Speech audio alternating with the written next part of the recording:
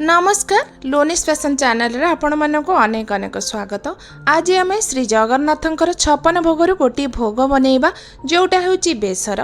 श्रीजीउंकर महाप्रसाद तो आम तुलना करि परिबा नाही। से जे बास्ना से जे स्वाद से महाप्रसाद खाइले जे भाव आमको कोठी मिलिबनी से मंदिर ही मिली परिबो। मो गोटे छोट चेष्टा बा प्रयास करिछि, आशा करिबे आपण मानको भल लागिबो। जदि मोर ए वीडियोटी आपण मानको भल लागुछि तो गोटे लाइक करंतु। जदि मोर चैनल रे आपण नुआ तो प्लीज सब्सक्राइब करंतु। आ मोर ए वीडियो को बहुत आकार रे शेयर करंतु। आपण माने मते एमती भल पाइबा देउथांतु। तो चलंतु स्टार्ट करिबा आज रे प्रसाद रेसिपी। आमे ए बेसर रेसिपी बनेबा पई किछटा मसाला प्रस्तुत करिबा। सेति पई मो एठी नेछि 2 चम्मच सोरिष आ गोटे चम्मच नेछि पान मधुरी, गोटे इंच रु टिके अधिक अदा नहीं ताको छोट छोट करी काटी देछि, 2 चम्मच जीरा, गोटे सुखिला लंका आउ मो गोटे चम्मच खंड खंड करिकी नड़िया को काटिकी नेछि आउ एठी नेछि 10 रु 12 टी गोलमरिच। एतको मो ग्राइंडिंग जार रे देकी एको पूरा एकदम फाइन पेस्ट यार बने देबी। आउ एई मसलाटा को आमे गोटे साइड रे रखी दबा। एबे चलंतु आमे एई रेसिपी पई कोन कोन परिबा नबा सेटा मु आपण मानको देखै दोछि। परिबा मध्य रे आमे नबा कखारु को मु एठी खंड खंड करिकी काटी देछि आ भलो भाबरे धोई देछि। मु एठी कखारु 200 ग्राम नेछि आउ नेछि सारू नेछि 50 ग्राम, ताको चोपा छडे की भलो भाबरे काटिकी धोई देछि। आउ नेछि पोटल एठी मु 5 टरु 7 टी नेछि ताको भलो करी चांची की काटी देछि। झुडंग नेछि 100 ग्राम आउ नेछि खंबाळ 100 ग्राम। खंबाळ को चोपा छडे की ताको भलो भाबरे धोइछि आ रखि देछि। एठी आमे नबा कदली, कंचा कदली रे मु हळदी गुंडा पकेकी ताको रखिछि जेमति कि कदलटा कला पड़िबनी। आ एठी नेछि मुनिया बुट मु एठी 50 ग्राम नेछि ताको 3 घंटा पूर्व बतरे की रखिछि। एबे हमें नै जिबा बड़ी। बेसर रे विशेषतः नाड़ी बड़ी ही व्यवहार करा जाय थाए, किंतु मो पाखरे नाड़ी बड़ी नाही तो मो एई बड़ी नेछि। आपण पाखरे जदी नाड़ी बड़ी अछि तो आपण निश्चिंत नेबे। आ एठी मु नेछि गोटे फाळ नड़िया ताको कोरी देछि आ 2-3 चम्मच नड़िया को एमती खंड खंड करके रखिछि।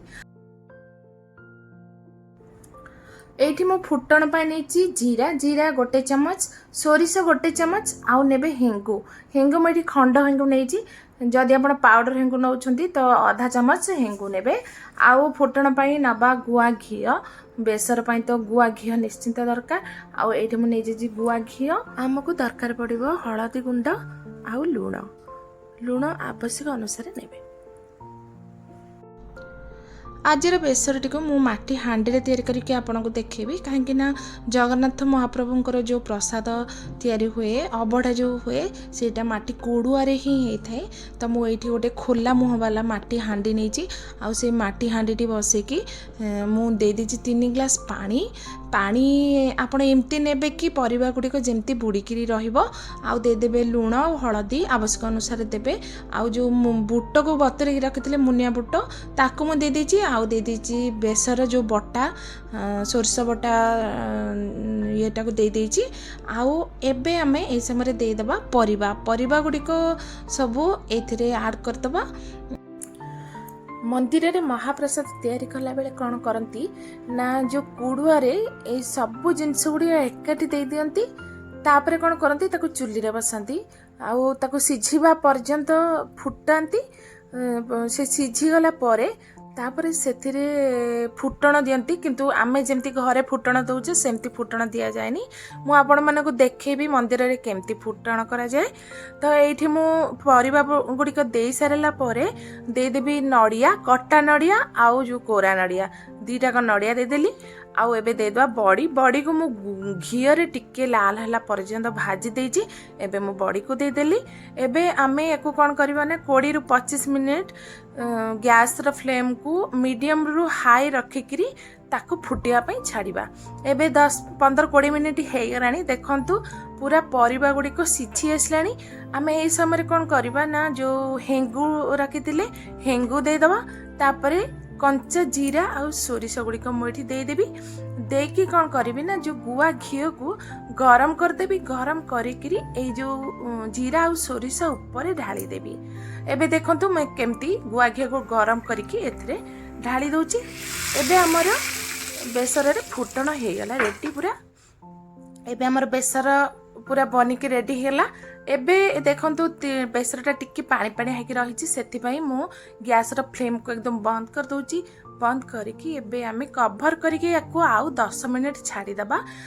छाड़देला परे मु देखौची आपनको देखंतु पूरा कंसिस्टेंसी एबे पूरा परफेक्ट हो जाची। आउ पानी नाही पानी पानी हे जो थिला एबे पूरा एकदम जुकजुकिया हेके हे गलानी। एबे आमे तरकारी को घांटीबा। या पूर्व आपण बिल्कुल घांटीबेनी। देखंतु आमर बेसर कलर केते बढ़िया आसी। आउ ए बेसर बास्ना एते बढ़िया होची जे आमर घर पूरा महकई दउची। आपण जे कोनोसी पर्वपर्वाणी रे ए बेसरटी को बनांतु आउ आपणकर प्रियजन मानको खुआंतु। आउ मते कमेंट करके जणांतु जे आपणकर बेसर केमिति बनिला। आउ गोटे नुआ रेसिपी नै कि आउ गोटे नुआ वीडियो रे आसीबी। से पर्यंत रहिली। नमस्कार। जय जगन्नाथ।